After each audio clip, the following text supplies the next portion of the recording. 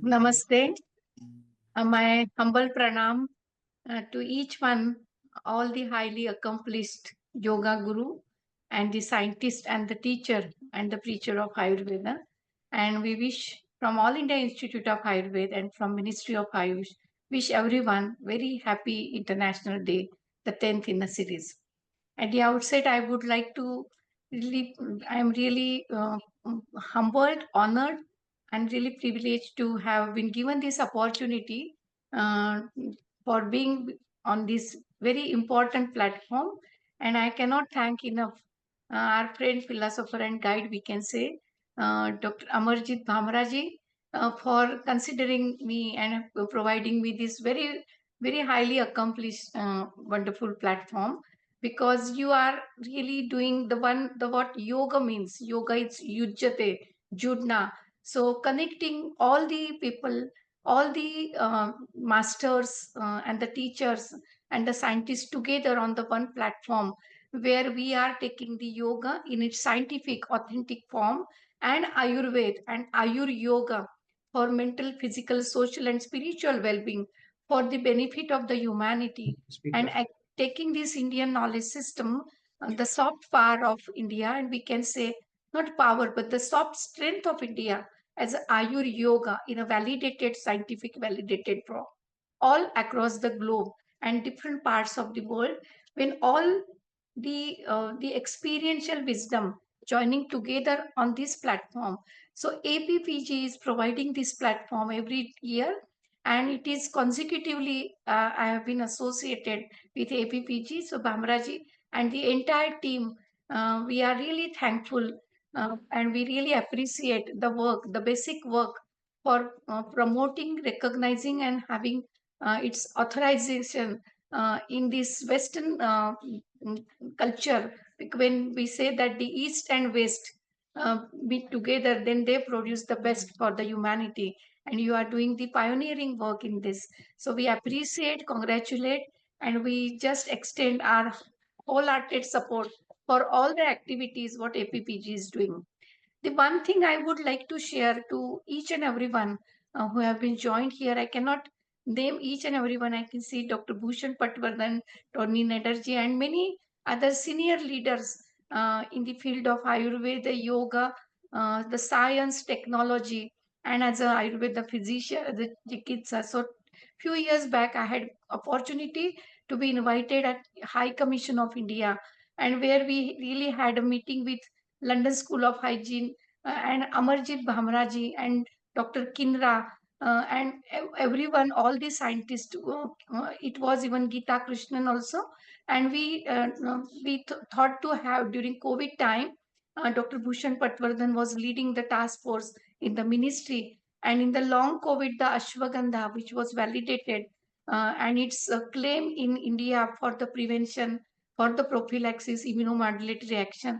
So in the long COVID, I think this is the first plant which has been entered through MHRA and through NHS. Its double-blind control clinical study is being conducted in long COVID. Ashwagandha, with the effort of the Ministry of Ayush and the task force then, which was constituted for the mitigation of the COVID through Ayush solutions. So the ashwagandha is the one which was very much studied scientifically for its prophylactic, for immunomodulatory, anti-inflammatory activity through Dr. Bhushan Patwardhan, Dr. Arvind Chopra, and many other CCRS and all our colleagues. So this was the plant which was selected for validating its effect in the long COVID. And through London School of Hygiene, we are conducting this study, which is MHRA approved, and through NHS, this is being already conducted and double-blind control clinical study. And the interim results, I feel it's encouraging, and maybe soon we can have the first phase and maybe enter into the second phase. So this is all because Dr. Bhamraji, your coordination, your support, and APPG's support through High Commission of India, and all our supporters. I think this can be the first plant which is entered as a medicinal plant. So I think the world wants the evidence-based practices, and so far now we were conducting the practice-based evidence. So I'm sure this is the first step. Maybe others will join us to replicate this model in other parts of the world as well.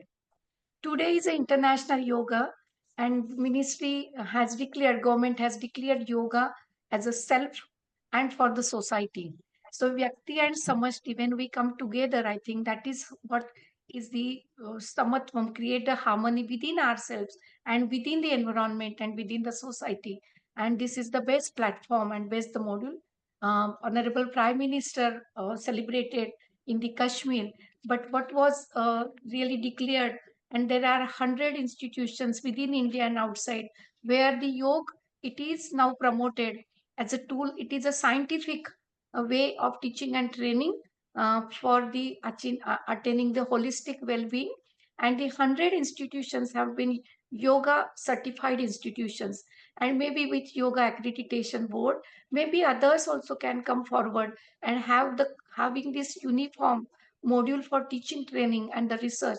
And I'm very happy to share that the yoga during last 10 years of the successful journey, earlier it was only limited, confined to small group of or individual, but now it has become like a mission and momentum where each and everyone wish to celebrate the life through yoga and Ayurveda and try to become the better version of the ourselves and to make this society, which is a resilient, which understands each other and just moving for the common goal of having peace and harmony.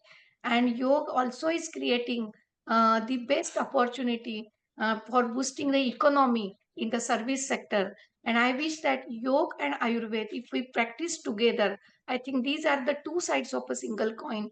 We can do it, we can practice it better with the better outcome for the holistic well-being. And lastly, before I conclude, I must share that All India Institute of Ayurveda, which is tertiary care hospital and postgraduate research and training institution, we have created a model for holistic and integrated practices.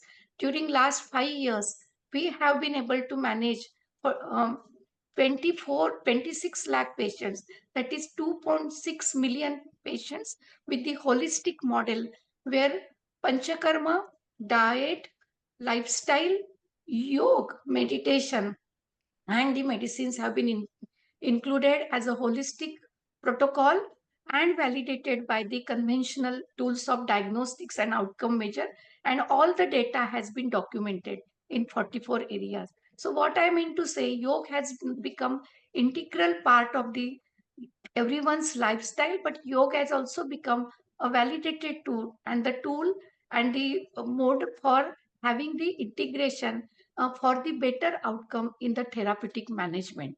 And our research also tells that the Brahmari and the other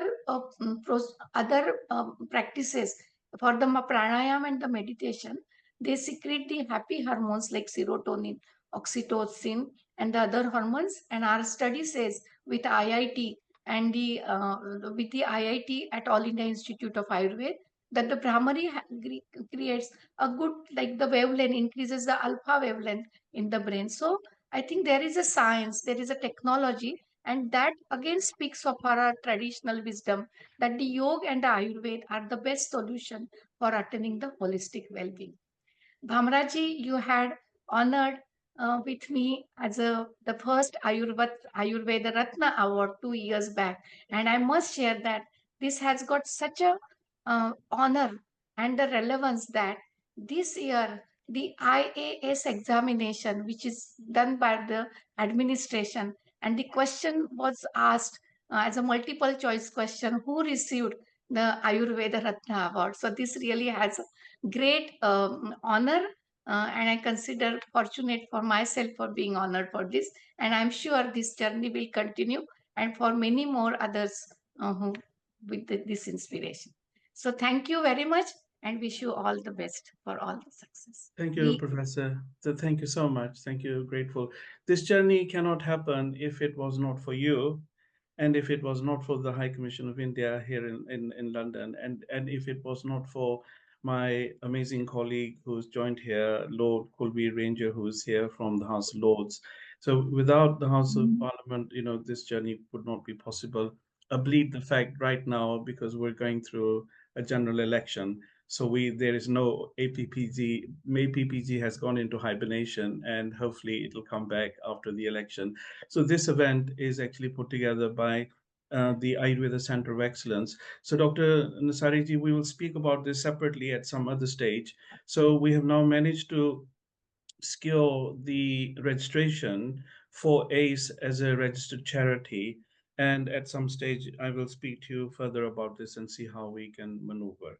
How we want to bring that into state of play. So, awfully thank you for being with us, and it's so late in India for joining us. Thank you so much. May I please take this privilege to invite? I'm here, as you can see, the background. This is Prague skyline at the back, and I'm joined here with my very good friend Thomas, Honorable Thomas Pfeiffer, and his colleague Markita, who is working with this institute where I have been for the last 4 days. And so I want to take this opportunity to invite. Member of Parliament Margit Bela Tikova. She's the member of the Chamber of Deputies here in the Czech Parliament. And she has, in fact, some of you might remember, she was with us at the Ayurveda Day last year, and she addressed us. So, Margit, are you here with us? Margit, are you here? So until we can find Margit, I take this because time is obviously very, very important. We only have like a 2 hour window and some very exciting speakers. And for us, for the last 10 years, Professor Tanuja ji and all the guests who are here, we are now 10 years old. The old party parliamentary group was formed 10 years ago. So all this hard work, that is going on. I want to invite Lord Ranger of Northwood, and he in our last election for the All Party Parliamentary Group, he became a very active member, and obviously, the general election doesn't really affect him so much as the members of the House of Commons. So I'm absolutely delighted and privileged that he could take his time and share his wisdom with us, Doctor. So can I please invite Lord Ranger of Northwood to please join us? Thank you.